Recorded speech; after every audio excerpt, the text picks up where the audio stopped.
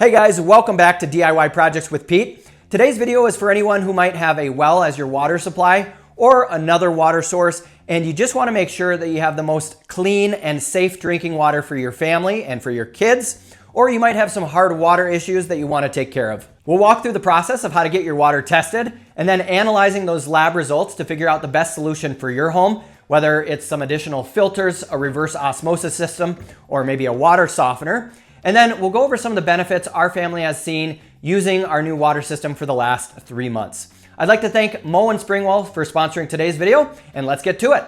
The first step was to get our water tested. Now there are lots of places to get a kit, and the Springwell website is just an easy place to get one since it ships right to your house and it's accurate and compatibly priced with other lab testing kits.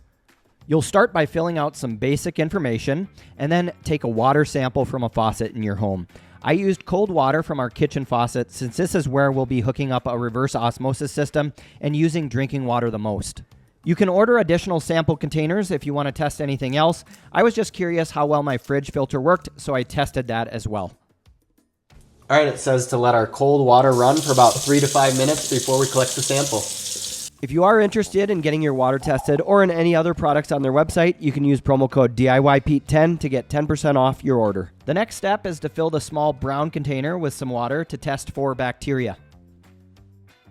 Here I'm just grabbing a quick water sample from the fridge to see what contaminants my current filter removes.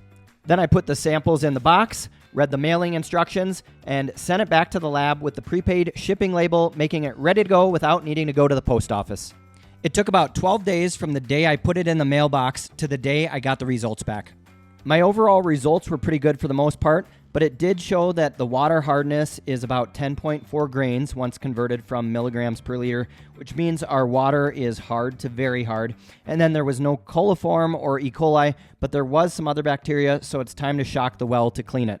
Springwell then reached out in an email with recommendations based on our lab results, and it said to call or email with any questions. So I gave them a call, and then I got all my questions answered. I ended up going with a 48,000 grain softener to combat our hard water, a sediment filter, a UV filter to mitigate bacteria, and a reverse osmosis system to get us really clean drinking water. Everything arrived in a few boxes the next week, and I got to work installing it. The first thing I installed was a smart water monitor and valve, which gives you all sorts of statistics on water usage, and it also has features to automatically turn off your water supply if it notices a leak, or you can manually control the valve from your smartphone. PEX pipe is a DIY-friendly way to do the plumbing because it's easy to cut, and the fittings connect to the pipes using a crimping tool to secure everything with a band or a crimp ring. We did a sedimentary filter to first prevent bigger particles from getting into our system, which is really easy to install. I put the water softener in after the filter so that all water is softened prior to it entering the hot water heater. And the softener comes with a brine tank, and then there's a smartphone app for the water softener to help set it up and monitor things, which is pretty nice. And I did a UV filter to help mitigate bacteria in case the well builds up any between it being shocked each year or two, just for peace of mind. The last component to install was the reverse osmosis system that goes under the sink to make your drinking water super clean. It came with a faucet and then a tank to store the water, all 4 filters, and the rest of the supplies that you need to install it. And this took me about an hour and a half to put in and was pretty straightforward. A traditional RO system does take up a little space under the sink area, so I did move a couple things to the pantry, but I was able to get most of the cleaning supplies and items back into the cabinet. While I was at it, I decided to pull out the fridge and connect the RO system to it so we had good filtered water at both the fridge and the sink. And you simply use a T-splitter to run 1/4-inch pipe from the RO to the back of your fridge. I ran this through my joists since the ceiling is open in our utility room, but you may need to drill holes through the back of your cabinets if you don't have access underneath.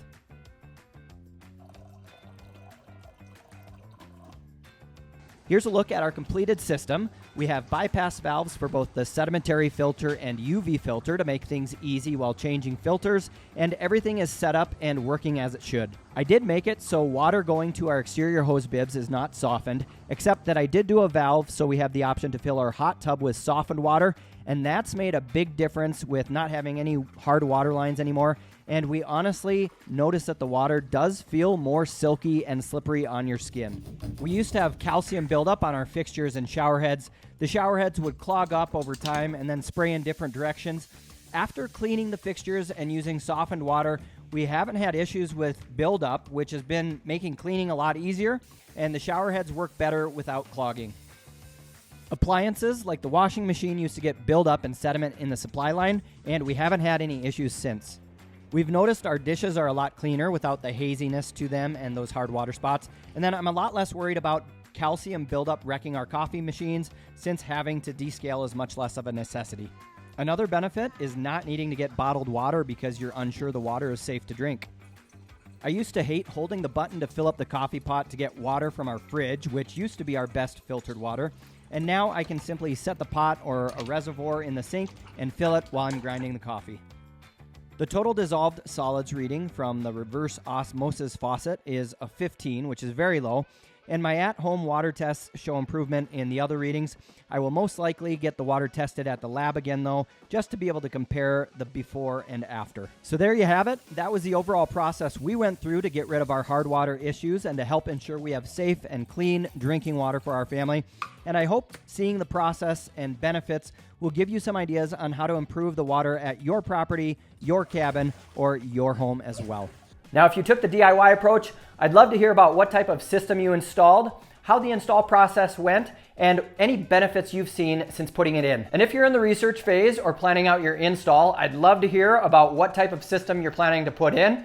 And if you do have any questions for me, ask in the comments below. If you found the video helpful, please consider giving it a thumbs up and subscribing to the channel. And in an upcoming video, we'll go more in depth on installing each of the components to our water filtration system.